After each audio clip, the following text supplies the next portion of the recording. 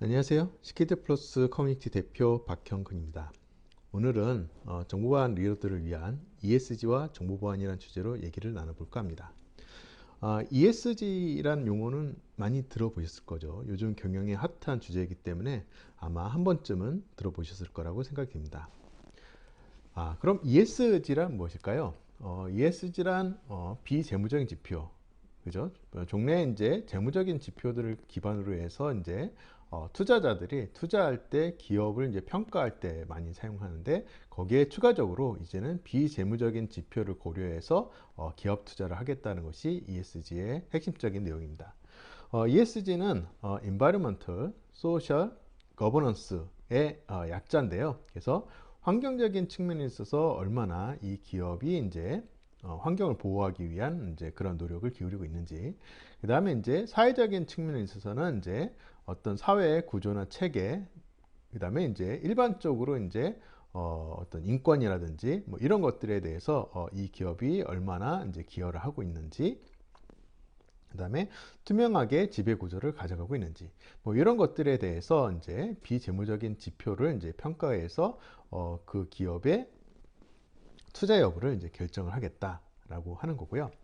뭐 ESG가 중요한 이유는 아까 앞서서 얘기했듯이 어떤 기업 투자를 이제 결정하는 하나의 근거, 기준, 지표가 되기 때문에 아무래도 기업의 어떤 경영하는 입장에 있어서 이제 매우 중요하겠죠. 투자를 많이 유치를 해야 되니까는. 그러면 이제 특히나 이제 ESG의 관점에서 보면은 이게 굉장히 큰 대주주들이 있죠. 기관 투자자들. 그래서 기관 투자자들이 어떤 스튜어십 코드라고 해서 이제 기업의 의사결정에 적극적으로 이제 개입하는 제도들을 이제 도입을 했습니다. 굉장히 많은 기업들이 이제 좀 오래전부터 이제 이런 부분들을 도입을 했죠. 그 다음에 이제 2020년도에 이제 적극적인 주주활동 가이드라인 같은 것들을 이제 제정을 해서 뭐 법령상 위반을 근거로 기업 가치가 훼손될 경우 주주권을 행사하도록 하겠다. 뭐 이런 가이드라인도 이제 발표를 하기도 했습니다. 그 다음에 이제 뭐 한국거래소 산하에 한국기업지배구조원이라는 곳이 있어요. 여기서 이제 ESG 평가를 하게 되는데, ESG 평가 데이터를 토대로 해서 ESG 2등급 이상 하락한 기업에 대해서는 이제 중점 관리를 하겠다. 뭐 이런 것들도 있고요. 그 다음에 이제 은행권에서도 이제 대출 심사를 할 경우에 기업의 ESG 수준을 고려할 계획으로 있다. 뭐 이렇게 연달아서 ESG 관련된 내용들을 이제 발표를 많이 하고 있습니다. ESG는 뭐 투자 관점에서도 중요하지만은 이제 컴플라이언스 관점, 규제 관점에서도 굉장히 중요합니다. 그래서 국내에 이 규제 동향을 이제 살펴보면은 유럽이라든지 미국, 중국 등지에서 이미 ESG를 이제 의무화를 하거나 아니면 의무화할 계획을 가지고 있습니다. 그래서 국내에 어떤 대기업 같은 경우, 이제 국내인 글로벌 기업 같은 경우에는 이제 이렇게 전 세계 ESG 규제 사항에 이제 굉장히 신경을 써야 되겠죠. 하지만 이제 국내에서도 마찬가지입니다. 국내에 있어서도 현재는 ESG 정보 자율 공시 제도 하에 있습니다. 그래서 이제 자율적으로 기업이 이제 ESG 정보를 이제 공개하게 되겠는데요. 2025년이 되면은 그때는 이제 2조 원 이상 코스피 상장사에 대해서 ESG 정보 공시가 의무화될 예정입니다.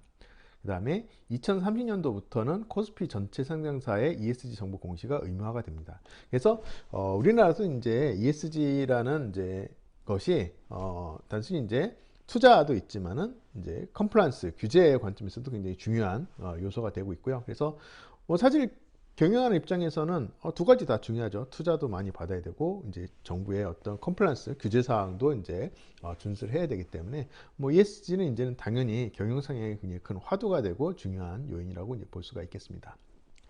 그다음에 이제 기업 신용 평가에서도 그럼 당연히 ESG를 이제 반영을 하겠죠. 그래서 기업 신용 평가에서 ESG 반영을 하는 부분이라든지, 그다음에 이제 공급망에 있어서도 이제 굉장히 다국적 기업에 있어서 협력업체에 대해서 ESG 이행하는 요구하는 그런 기업들이 굉장히 증가를 하고 있습니다. 또 그러한 증가세 안에서는 우리나라 국내 기업들도 역시 마찬가지로 이런 공급망 관리에 있어서 협력사를 대상으로 한 ESG 평가를 이제 요구하거나 이행을 요구하는 그러한 경우가 굉장히 많이 늘어나고 있습니다. 그래서 사실은 이제 큰 대기업, 뭐 다국적 기업, 뭐 글로벌 기업뿐만이 아니라 그 산하 협력 기업들도 이제는 ESG를 준수하고 거기에 신경 쓰는 것이 굉장히 중요한 그런 상황이 된 것이죠. 그럼 ESG와 정보 보안의 관계, 뭐 어떤 관계가 있을까요? 아까 뭐 environment, social, 뭐 governance 뭐 이렇게 얘기를 했었는데 가장 관련이 있는 영역은 소셜 영역입니다. 소셜 영역에 보면 주요 항목으로서 개인정보 보호나 데이터 보안에 대한 영역이 여기 ESG의 소셜 영역의 하나의 중요 하부 요인으로 많이 얘기가 되고 있습니다. 물론 이제 그 위에도 인바이러먼트 측면에 있어서는 뭐 일렉트릭 웨이브, 그래서 이제 디지털 자원의 오남용을 방지하는 측면에 있어서의 정보 보안의 어떤 기여, 뭐 이런 부분들도 얘기를 할 수 있을 것 같고요. 그 다음 이제 거버넌스 측면에 있어서도 요즘 회계 시스템뿐만이 아니라 굉장히 많은 거버넌스 시스템들이 전부 다 IT 그런 기술을 기반으로 하고 있기 때문에 이제 그런 것들을 이제 서포트하는 입장에서 이제 정보보안 거버넌스라든지 아니면 엔터프라이즈 거버넌스에 대한 컴플라이언스 서포트라든지 이러한 측면에 있어서 이제 정보보안이 하는 역할이 또 있을 거라고 생각이 됩니다. 그래서 굉장히 중요한 ESG의 주요한 역할로서는 이제 소셜 분야에 있어서의 이제 정보보안의 주요 역할이 있겠습니다만은 그 외에 environment 측면이나 거버넌스 측면에 있어서도 그 역할이 존재를 한다라는 것을 이제 강조를 좀 드리고 싶습니다. 그래서 이제 아까 얘기했던 그런 그 국내 ESG 평가에서의 하나의 기준이라 할 수 있는 KESG 가이드라인 버전 1.0에서도 정보보안 분야를 평가를 하고 있습니다. 그래서 역시 마찬가지 영역은 사회 영역이에요. 사회 영역에서 두 가지 포인트를 이제 평가를 하고 있고요. 한 가지 항목은 정보보안 시스템 구축 항목이고 또 한 가지 항목은 개인정보 침해 및 구제에 대한 항목을 다루고 있습니다. 정보보안 시스템 구축에 있어서는 정보보안 시스템을 체계적으로 정보 관련된 시스템을 체계적으로 관리하려는 이제 조직의 노력 수준을 이제 측정을 하는데요. 한 5가지 요건이 있습니다. 5가지 요건이 있고 각각의 5가지 요건을 이제 살펴보면은 첫 번째는 이제 정보보호 최고 책임자 CISO를 선임을 하는 이제 경우가 해당이 될 수 있겠고요. 그 다음에 이제 두 번째로는 이제 정보 시스템의 안정성에 대해서 제3자의 인증을 획득하고 있는 경우. 예를 들면 ISMS-P라든지 ISO 27001 뭐 이런 인증이 여기에 해당이 되겠죠. 그 다음에 이제 세 번째 요건을 보면은 뭐 모해킹 등 외부 공격에 대한 착전 분석을 이제 매년 실시하고 있다라든지 그 다음에 이제 뭐 요건 4에 보면은 정보보호 공시제죠. 뒤에도 한 번 더 말씀을 드리겠습니다만은 그러한 사항을 이행을 하고 있는지. 그 다음에 요건 5에서 보면은 이런 정보보호 시스템의 손상 또는 외부 공격 등 정보보안 관련 사고에 대비하기 위해서 보험에 가입을 하고 있는지. 그래서 이 5가지 요건을 이제 충족하는 것에 따라서 이렇게 점수가 쭉 매겨지게 되어 있습니다. 그래서 5가지 요건을 다 충족을 하게 되면 100점이 되겠고요. 뭐 한 가지도 충족하지 않고 있다 그러면 0점 이렇게 해서 이제 평가를 하고 있습니다. 그다음에 두 번째는 이제 개인정보 침해 및 구제 사항이 되겠고요.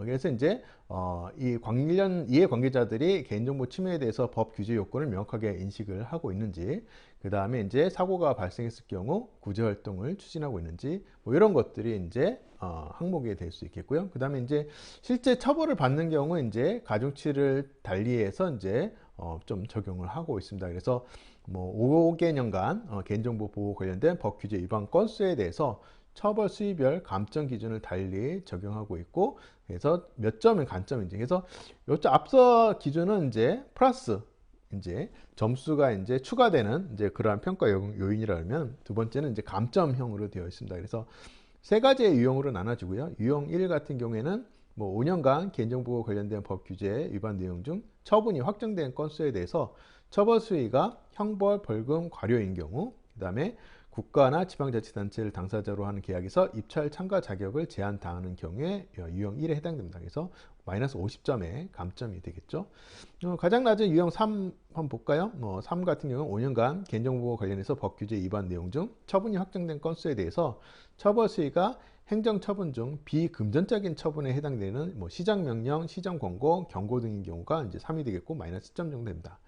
근데 뭐 과태료나 과징금, 이행 강제금 같은 것이 이제 금전적인 처분이 있다 그러면 뭐 유형 2에 해당되겠죠. 그래서 이렇게 두 가지 측면으로 해서 KESG에서는 정보보안 분야를 평가를 하고 있습니다. 그래서 뭐 ESG 활동에 있어서 뭐 여러 가지 것도 있겠습니다만은 정보보안 팀의 입장에선 정보보안 리더의 입장에서는 요 두 가지 사항에 대해서 경영층이나 이제 그런 ESG 관련 이해관계자들과 함께 이런 부분들을 이제 적극적으로 이제 논의하고 KESG의 정보보안 분야 평가에 있어서 좀 더 나은 평가를 받을 수 있도록 이제 개선하는 방향으로 이제 어떤 계획하고 이렇게 투자를 이제 이렇게 유치를 해서 이제 개인 정보보안 활동하는 이제 그런 하나의 중요한 이 계획으로서 이제 활용을 할 필요가 있습니다.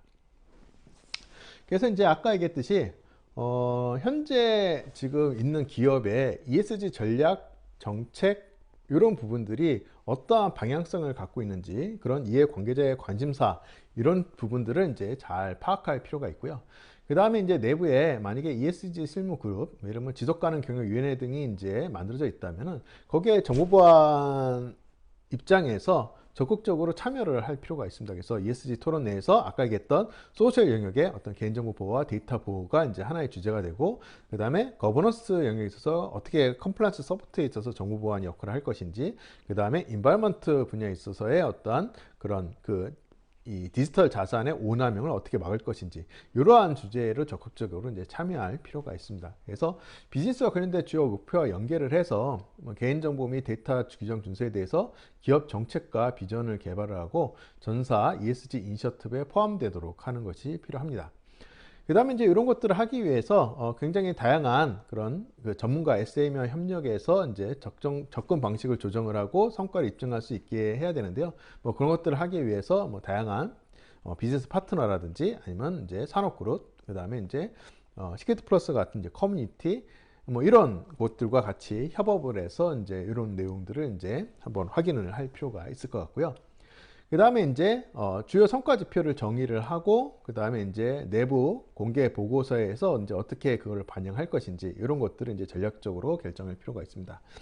그 다음에 이제 타사에서 이제 하고 있는 사례들 이런 것들은 이제 벤치마킹을 할 필요가 있을 것 같고요. 지속적으로 정보보안 활동을 알리는 노력을 해야 됩니다. 그래서 이 사회 안에서도 마찬가지로 뭐 알리는 노력이 외부에 알리는 노력도 있지만 내부에 알리는 노력도 있습니다. 그래서 이 사회를 위한 뭐 개인정보 보호 및 데이터 규정 준수에 대해서 브리핑을 주기적으로 한다라든지 뭐 이런 것들이 필요하고요. 그 다음에 앞서 봤던 그런 KESG 그런 가이드라인 기준으로 해서 각각의 평가 항목들을 이제 맞춰 나갈 수 있도록 구체적인 계획을 수립하고 이행을 할 수 있도록 해야 됩니다.